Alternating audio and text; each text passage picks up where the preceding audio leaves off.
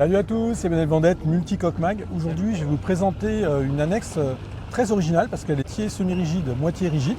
C'est bien sûr un catamaran. Je vous présente donc l'Axe 350. C'est parti.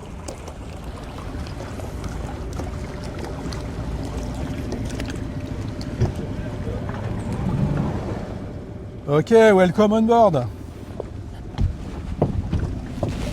Et voilà, je suis parti à bord. Alors là, je commence par qui? Par Jean-Baptiste qui est le constructeur ou l'architecte Pierre de Lyon, alias Stone to Stone to Lion. Alors, allez, vas-y, je vois que tu rigoles. Alors dis-nous, comment ça a commencé le projet? Alors le projet il a commencé, on a eu l'idée avec l'équipe Birdiefish et Temo de lancer une annexe un peu novatrice avec l'aide de la région des Pays de la Loire. Ah, c'était important de le dire parce que là on est sur l'Erdre.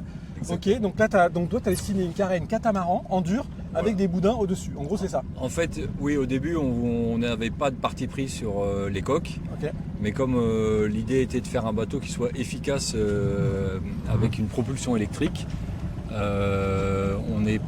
on a assez vite étudié la solution du catamaran et c'était aussi une façon un peu de se démarquer. Ça apportait des avantages en stabilité, ça apportait des avantages en résistance à l'avancement et aussi avec un pont quand même que là, qui est au-dessus de l'eau. Je sais pas si on va voir, mais je sais pas si on a vu des boudins. Et donc et là on a les pieds au sec aussi, c'était beaucoup d'éléments qui démarquaient par rapport à ce qui existe aujourd'hui sur le marché.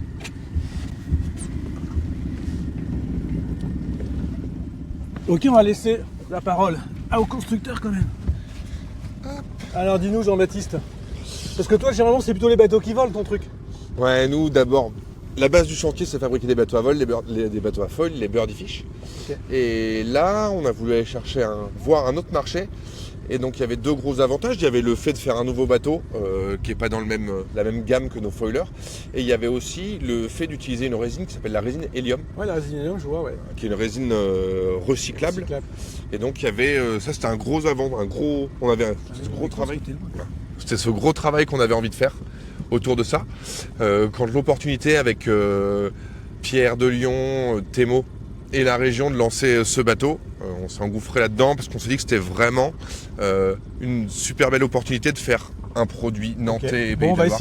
On va essayer ça avec le thermique et on va essayer ça après avec l'électrique, le Temo justement. Ciao ciao. À tout de suite. Tu dis au revoir.